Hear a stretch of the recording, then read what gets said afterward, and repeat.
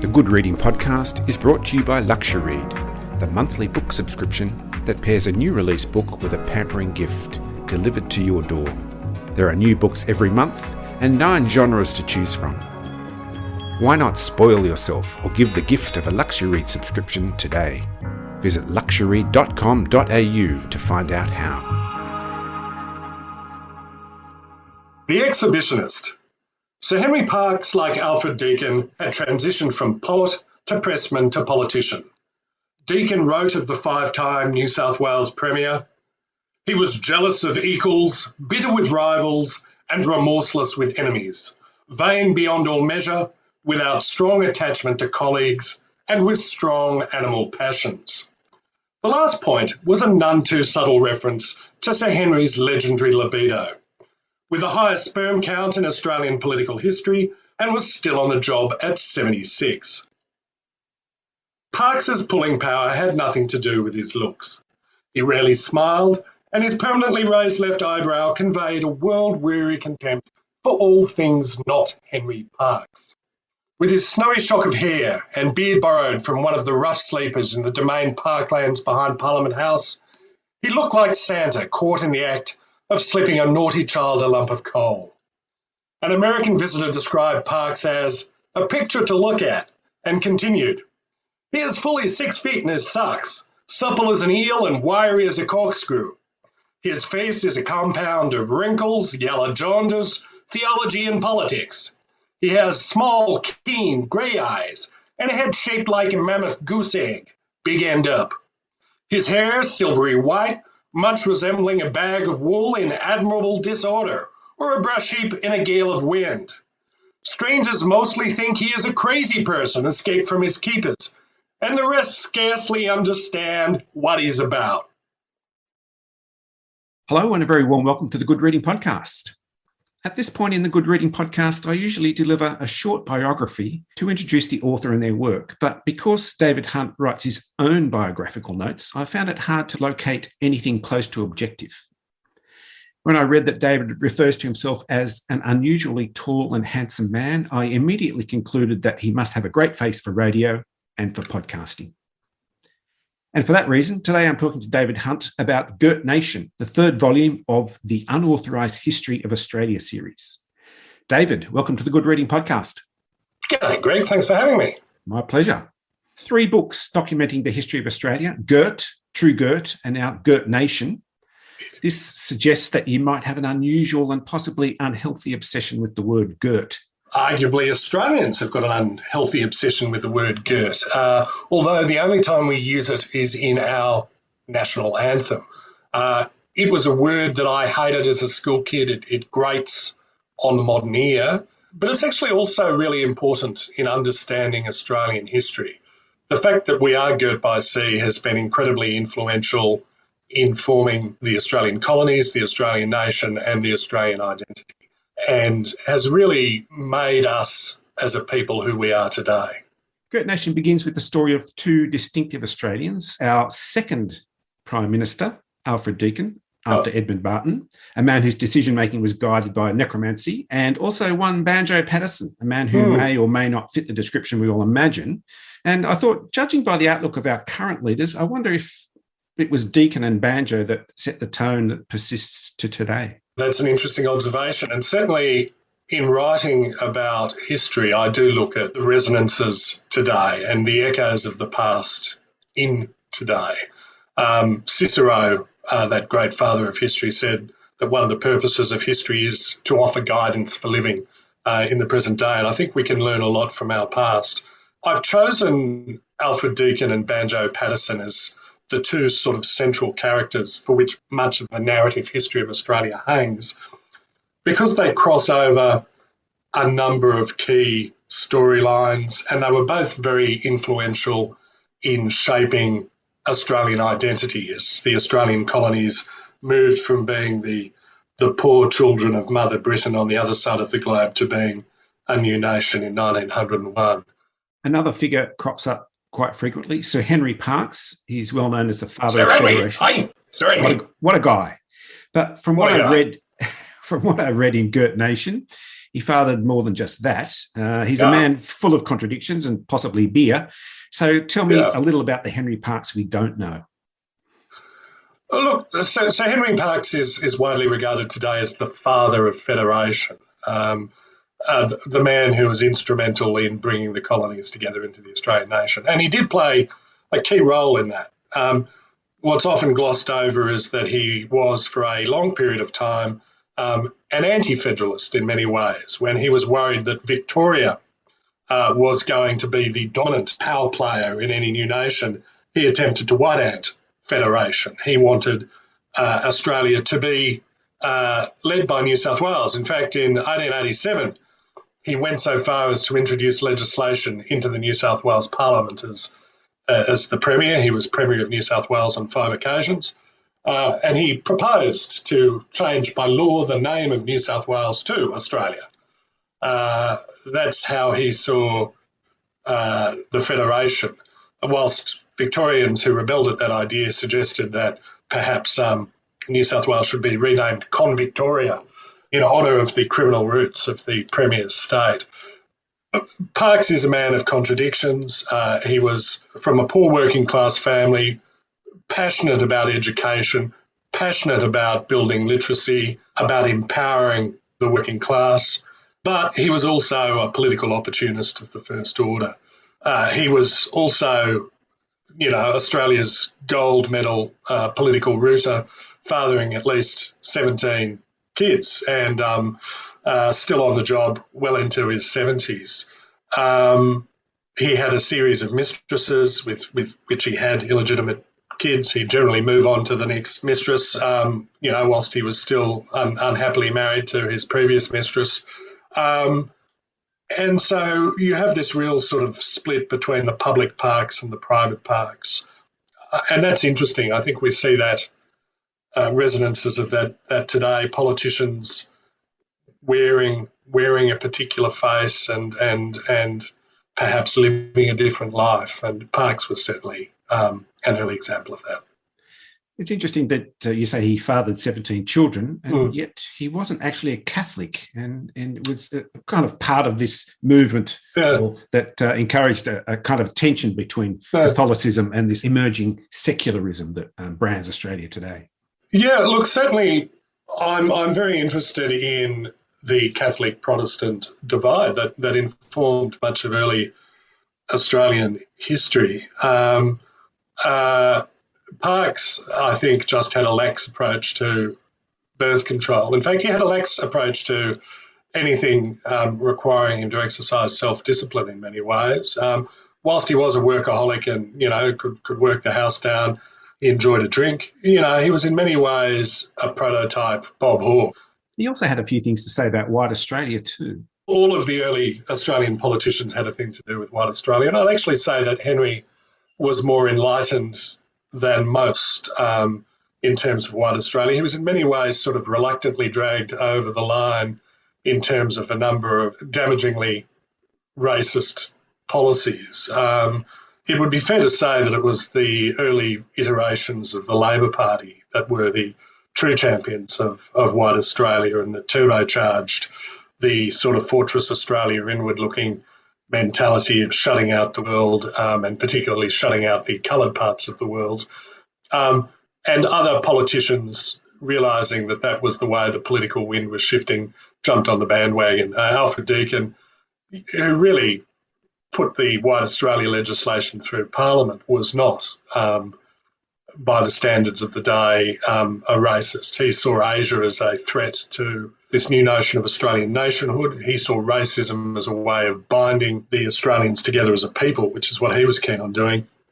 And he also admired what he saw as Asian get up and go and being able to make things, produce things at a much cheaper cost than Australians. And he saw Asian people as formidable competitors rather than inferior. Parkes himself was one of the few people who staunchly defended Aboriginal people's right to vote when there were attempts to strip Aboriginal people of voting rights in New South Wales. He was one of those politicians who introduced draconian anti-Chinese laws whilst at the same time saying some of my best friends are Chinese. But he ran a hardline restriction on Asian immigration, restriction on Asian citizens' rights, because he understood that's where his political bread was buttered.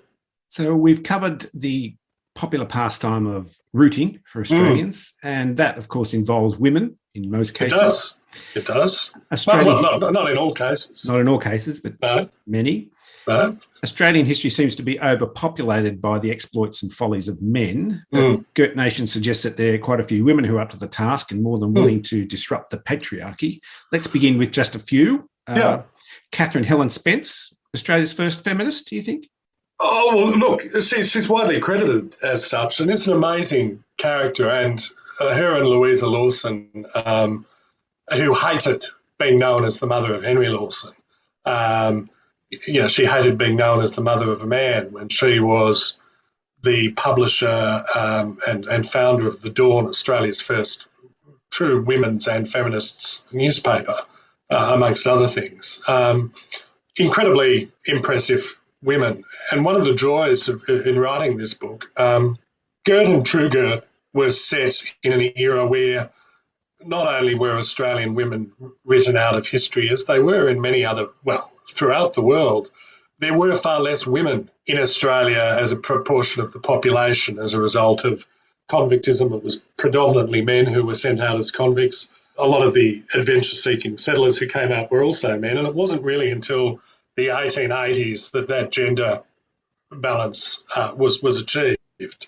So it was a pleasure to write about women and their attempt not just to achieve voting rights, but to achieve reforms in areas around divorce law reform, the rights to own property, domestic violence law reform, sexual violence law reform. Australia was really a hotbed for the early women's rights movement internationally, and Australians didn't just achieve great things in Australia, they exported those things throughout the world and were influential in America and Britain and other places. Ellen Tremaine, Australia's first cross-dressing woman?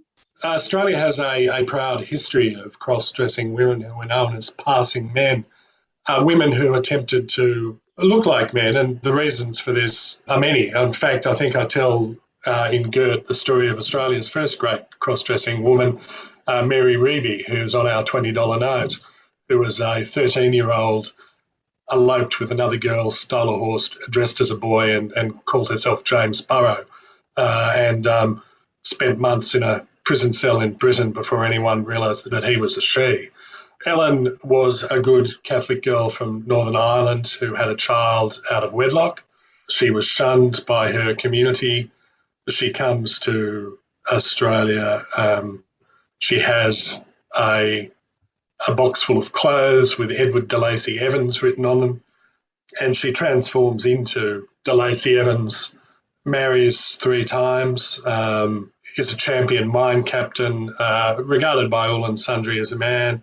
And it wasn't until his 3rd wife got pregnant that he was revealed to be a she or vice versa, when she insisted that she obviously couldn't be the father of this child. And the wife said, yes, you are. And there was this mental breakdown. He ends up in an asylum, and then it's discovered that Edward de Lacy Evans is, in fact, Ellen Tremaine. And it was an international story, not just an Australian story. The story is carried all over the globe, and various impresarios wanted to take her out of the asylum that she was in and display her as part of a travelling freak show. And sadly, after her release, the incredible man-woman, or woman-man, as she was often billed, did join a freak show and tour Australia with the Electric Boy.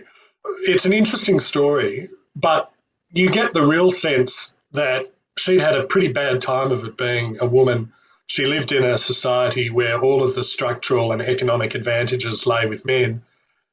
And there was a real feeling of, I think, if you can't beat them, join them. That's what some women in Australia did. I think you might have been accused at various times of being guilty of the tall poppy syndrome, but I wondered whether this series of books was more about truth-telling and myth-busting? I came to history originally as a satirist, and I'd worked on a sketch comedy history of Australia with a couple of the guys from The Chaser, which ended up having the plug pulled on it at the 11th hour, probably for good reason. And whilst I was doing most of the research for that, I came to the conclusion that a sketch comedy history of Australia was a bad idea because the real history is so oddball, so bizarre that you don't need to make things up. And that was recognised by Mark Twain when he visited Australia in 1895. He wrote that Australian history is so curious and strange that it is itself the chiefest novelty the country has to offer, and so pushes all the other novelties into second and third place. I mean, he was blown away by just how rich Australia's short European history was. And certainly my approach to history is to communicate it to a new audience and not just an audience of historians, and to speak truth to power, which is what a satirist does. But I'm distressed by facts, for example, that we're encouraged to feel comfortable and relaxed about our history, as John Howard said in 1996. Nothing to see here. Let's be forward-looking. Let's not look at the past. Because if we do look at the past, it is uncomfortable. And it's important to be aware of that discomfort and to reconcile ourselves with it. I was born in 1971. In 1971, an Aboriginal child could still be excluded from a New South Wales public school where the parents of other school children objected. Educational apartheid continued up until my era. The last vestiges of the White Australia policy weren't dismantled until 1973. The Aboriginal reserves and mission system, known as Aboriginal protection, lasted in Queensland until 1981. And the reason that it was finally dismantled is Queenslanders and Australians didn't want accusations of racism to be levelled against them by the African nations who were coming to compete in the Brisbane Commonwealth Games in 82.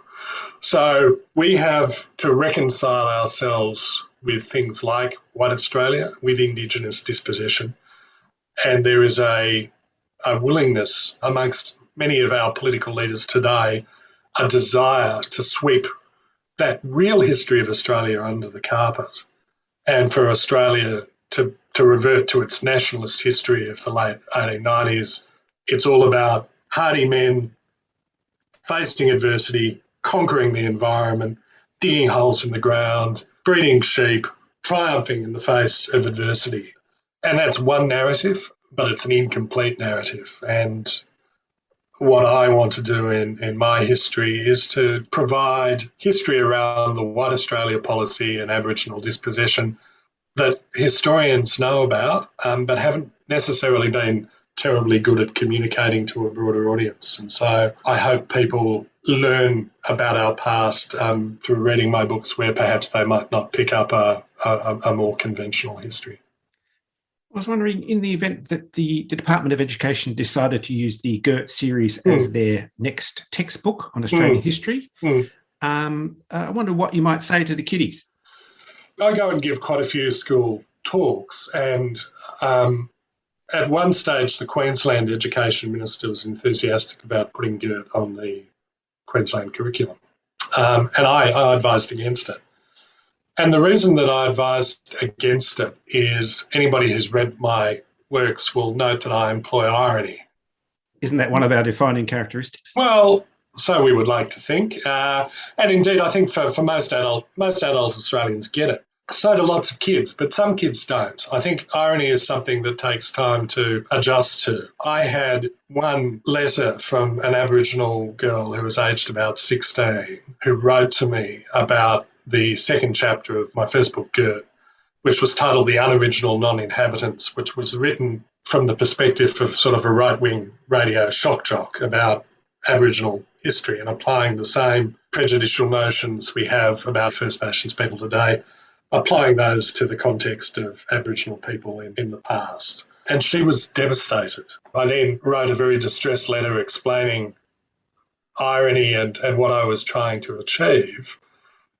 But I think unless you've got a teacher who can guide kids through that particular minefield, and some teachers can and some teachers can't, I suppose what I've encouraged teachers who want to use bits of my books to do is to use them selectively to illustrate particular points that they want to make and to contextualise my writing. Because I certainly wouldn't want people to think that I am a right-wing radio shock jock. And if you don't get irony, you might come away with that impression reading some of what I write.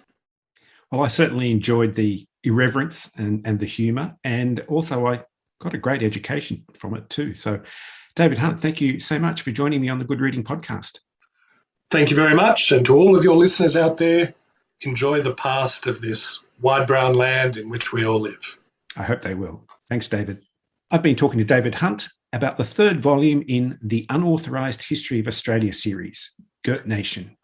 It's published by Black Ink and is available at goodreadingmagazine.com.au. My name's Greg Dobbs, and thanks for listening. This Good Reading Podcast was brought to you by Luxuread.